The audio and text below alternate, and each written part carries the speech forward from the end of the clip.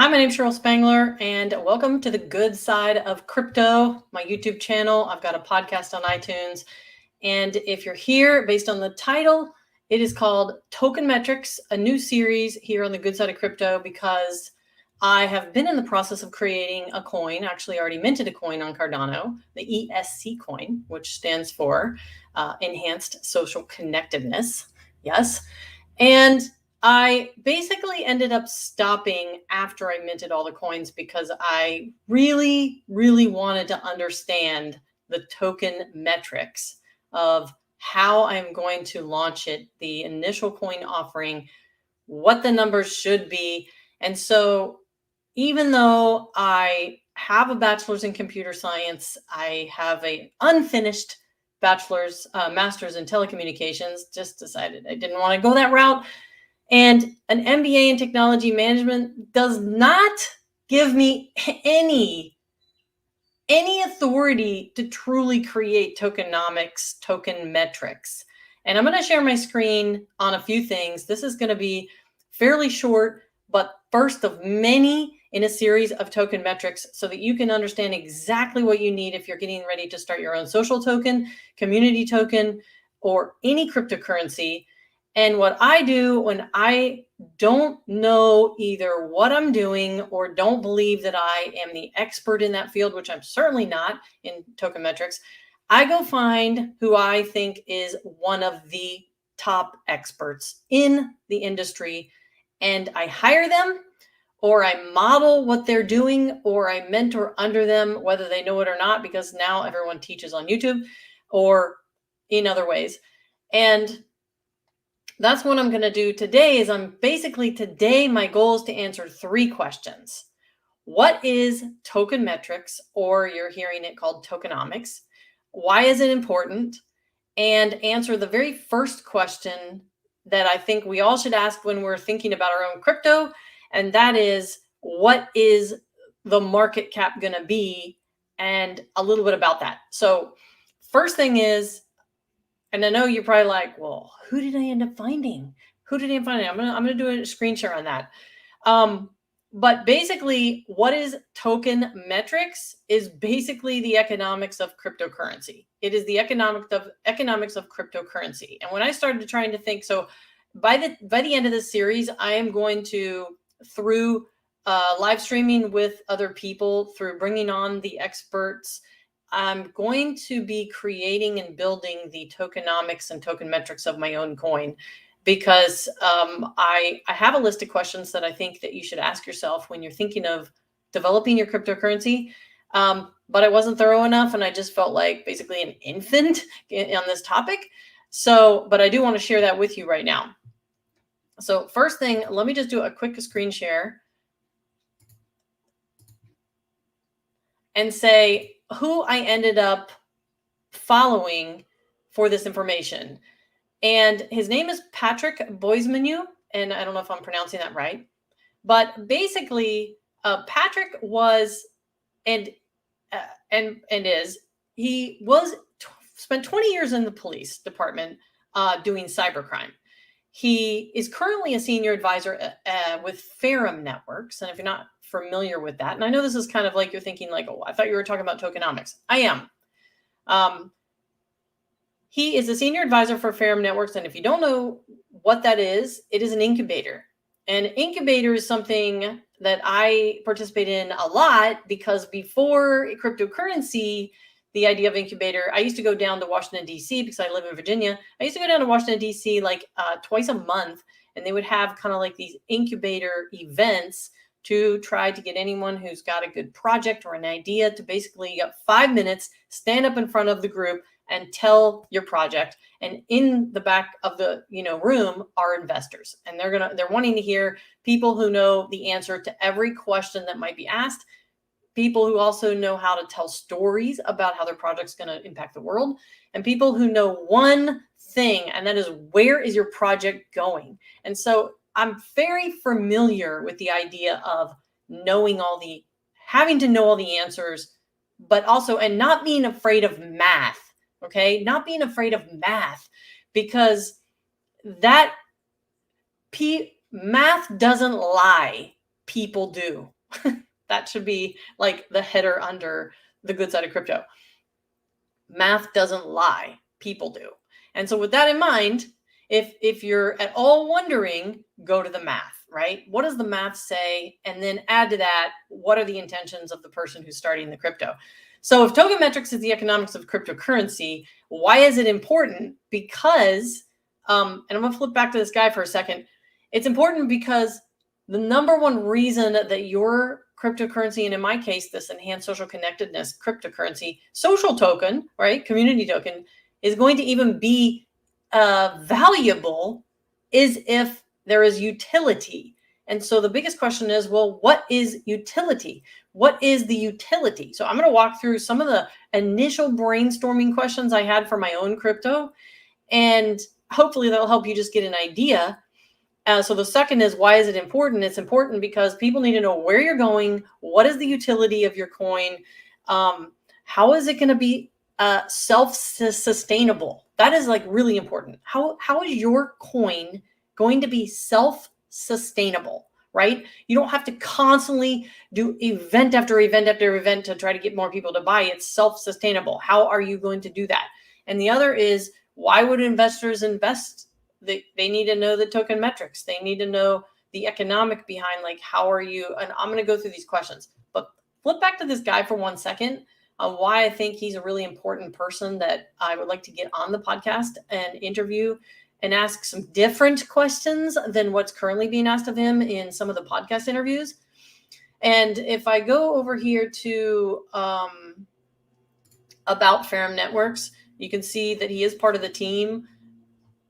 You can check this site out yourself, but if you come down right here, Patrick Boismenu. So he spent 20 years on the police force doing cybercrime. He was a university professor doing cybercrime, and he has a master's in cryptography and cybercrime law. And so basically, when asked, he said that he's doing on average around 4 to 6 Tokenmetrics for projects like per week. He is the go-to guy. And so even on this Ferrum, where he's the senior advisor for Ferrum Networks, he's the strategic advisor and tokenomics consultant. And so that is kind of the person that I would prefer to mentor or follow after, versus, hey, I want to start a cryptocurrency, whether it's a social token, community token, creator token, or whatever. Don't just go to a website, and I don't want to name any right now, but I did highlight a couple in my last video. Don't just go to a website and be like, oh, let me just initially start a social token. How many are in existence? How many are being released up front? Who is buying them? How many are the people that if you just go to a website and say, I want to create one, like I highlighted some in the last video, and it really bothered me because I don't want anyone going and not knowing the numbers behind it and how they're going to come up with a value for their token. So just as a quick side note, this Ferrum Network is basically if you just like go to the homepage, Ferrum Networks is an incubator, but also what I really like about them is they're cross-chain. They basically are a cross-chain incubator cryptocurrency like project developer. So I'll just read their thing. The crypto incubate space is plagued, and absolutely you already know this, with a bunch of fake and scams. And, you don't know sometimes if someone's on Twitter or Facebook or whatever, and they're like, hey, send me 100, I'll give you back 1,000. Those are most likely scams because giveaways are starting to become less and less because of the scams. Anyway, so it's another reason why I would prefer to kind of do a little research before launching a coin that I don't know every single thing about. I'm actually going to apply for incubation here on my next live stream, because I want people to know, step by step from beginning to end, what would you do? But if you look some of these that they have helped, they are big, very successful projects. Their team is amazing. And the biggest thing is cross-chain. So they're not just building on Ethereum, they're building all across the blockchains. And they're kind of like a white label, right? You go to them for help for launching, and then you launch.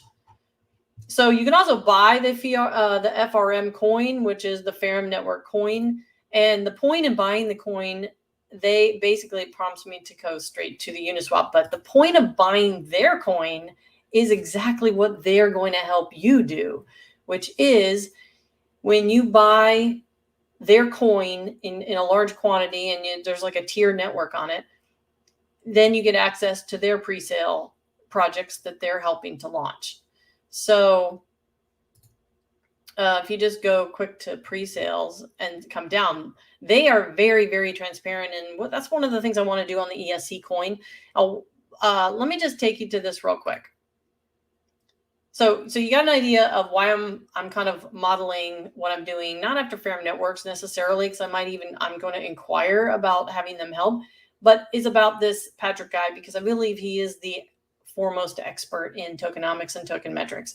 But when I started thinking about creating the ESC coin, I basically had the first thing was, and let me make this bigger for a second.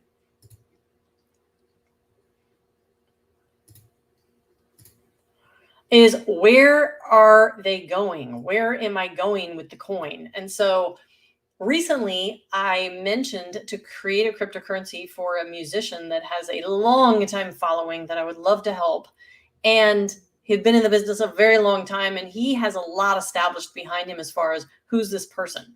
But the biggest question is, where are they going? And so for me, it was like, where am I going with this ESC coin? Think about yourself if you've thought about creating one. I know recently I watched a video about Brettcoin, which is the first comedian cryptocurrency that launched Brettcoin.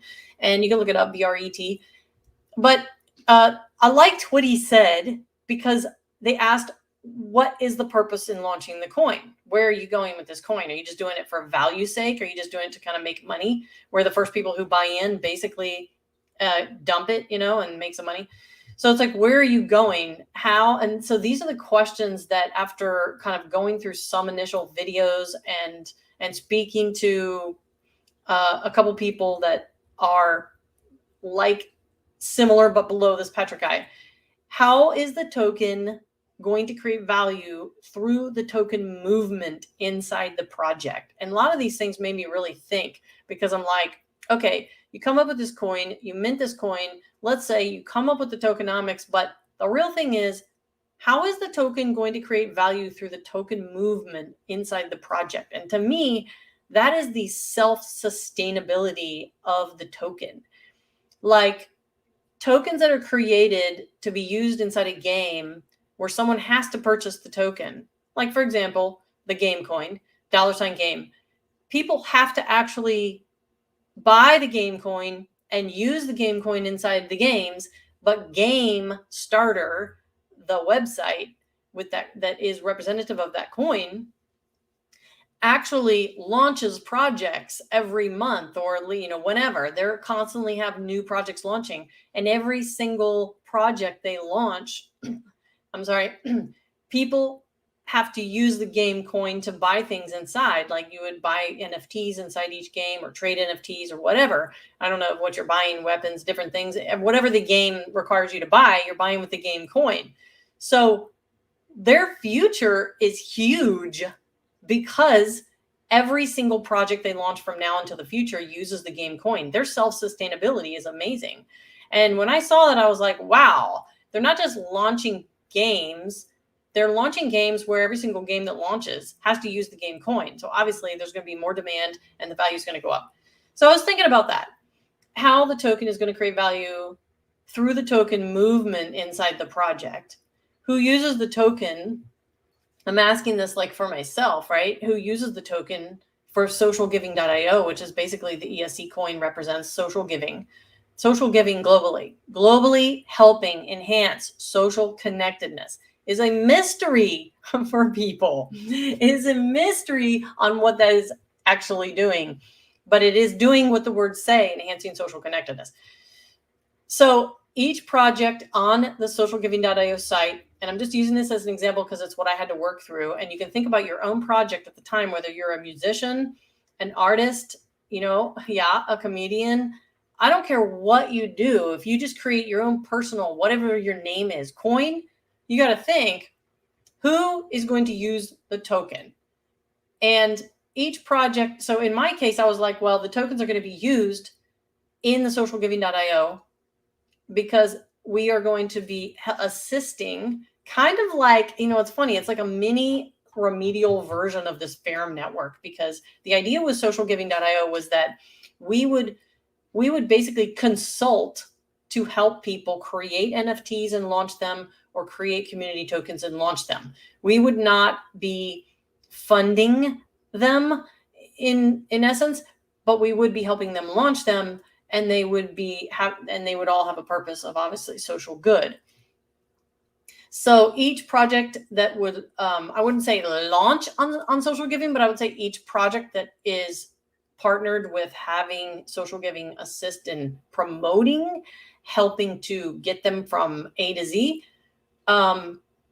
would be identified as a separate company, group, or individual or business with some sort of mission that they're promoting. So the point is, like, who uses the token?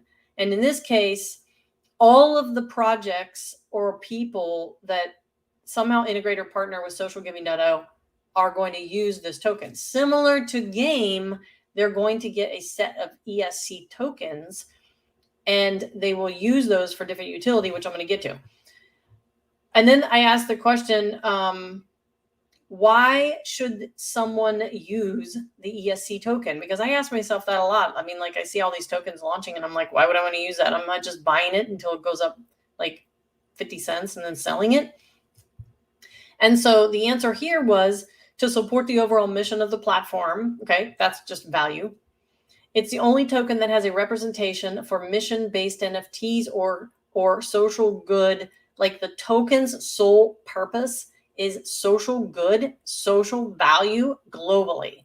There isn't a token right now in cryptocurrency that I know of, and if there is, please drop a comment of what it is, that has a sole mission to enhance people's lives as the value.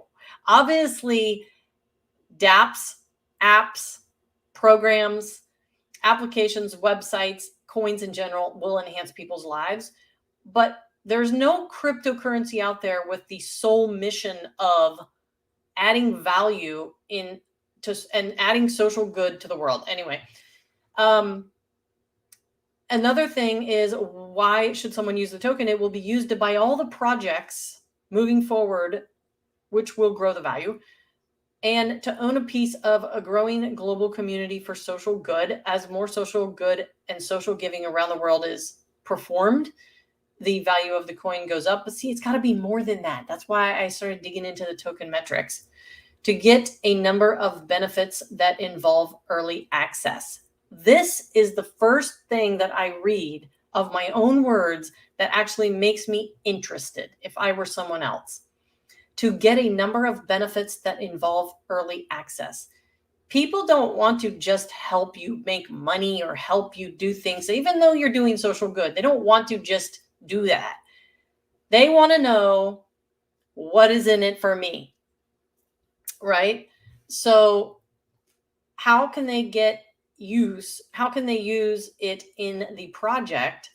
So what I came up with, which this is all going to change, but it is going to give you an idea, right, is to get early access to NFT collections or community tokens launching on socialgood.io. So I do use the words launching on social good because that is what I would like to assist people with. But you know what? It might change, because in all honesty, in creating the Tokenmetrics and in hiring an advisor to do this, I am realizing there needs to be more, and maybe there needs to be less. It needs to be more niche, right?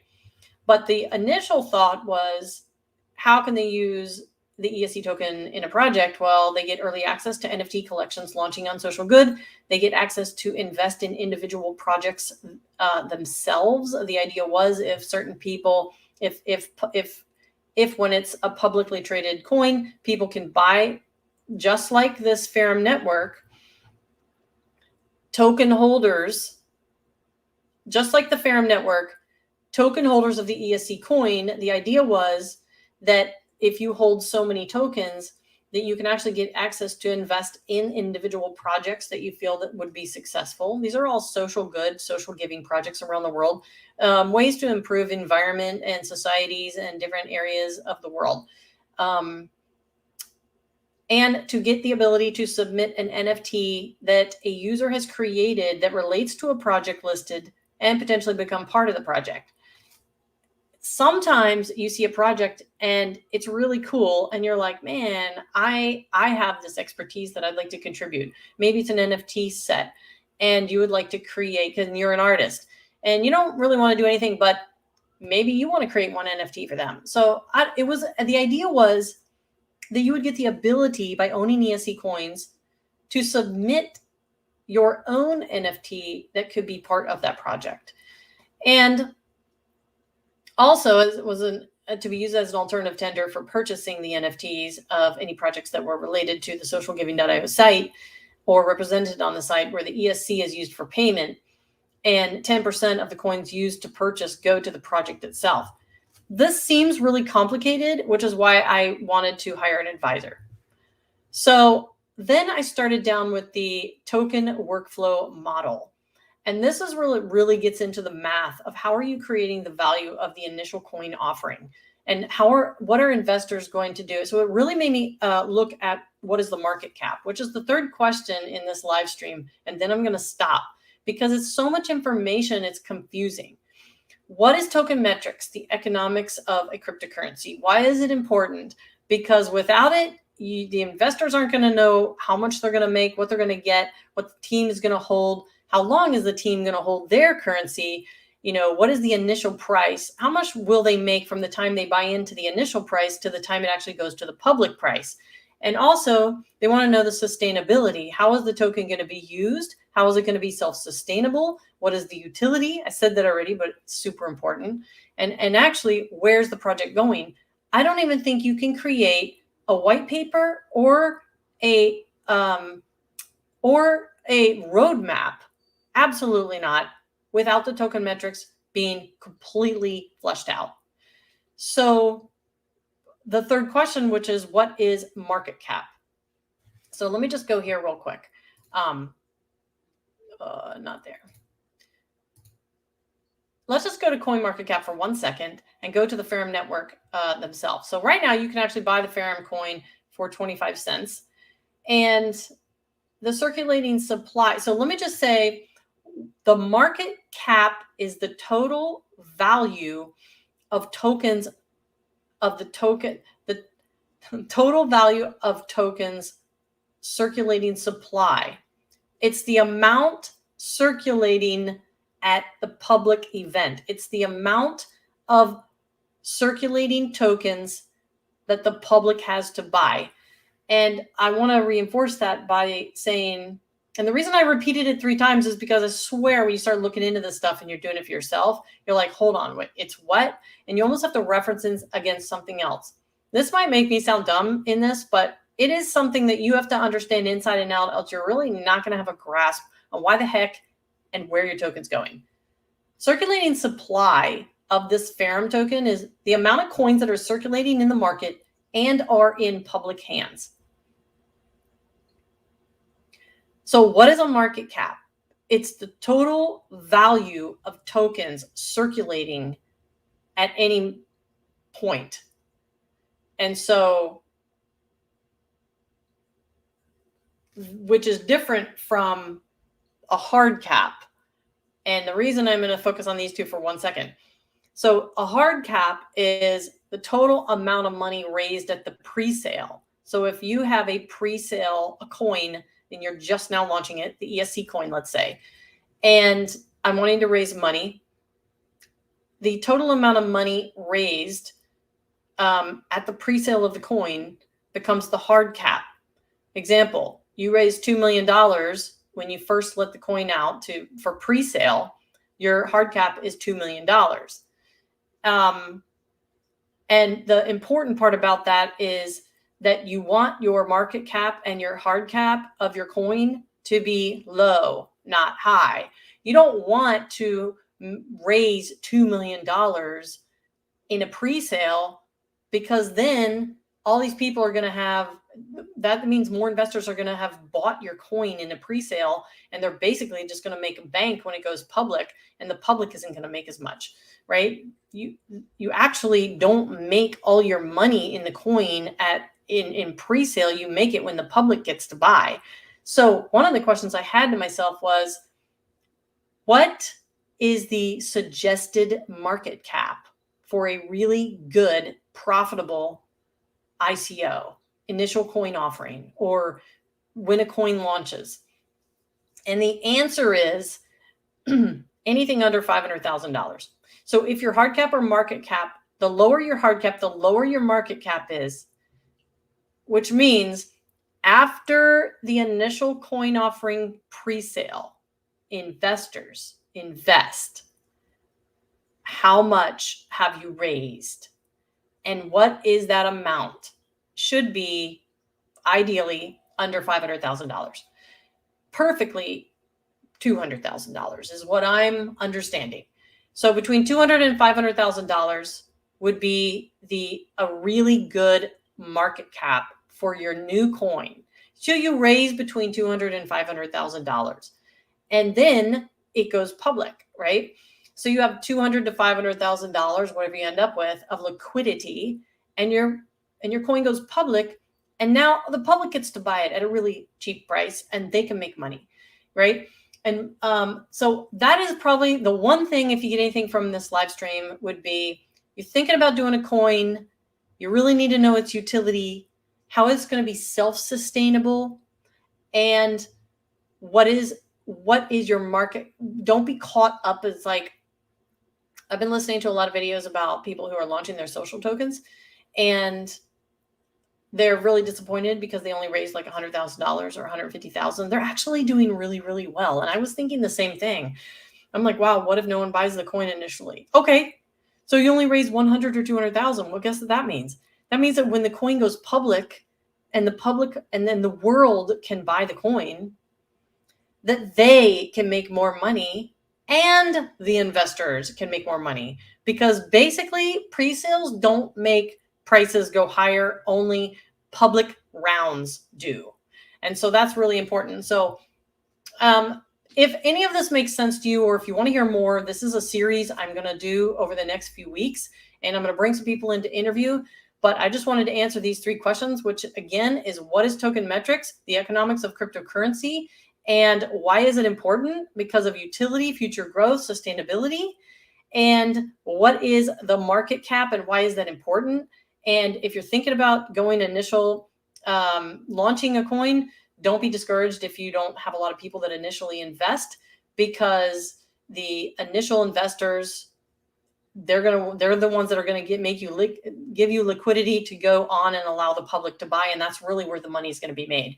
And so we're going to go through all the details of the math and make sure that everything is identified. There's going to be no jargon. Everything will be spelled out. And I hope to help anyone interested in launching their own coin have all the answers they need. So let me just...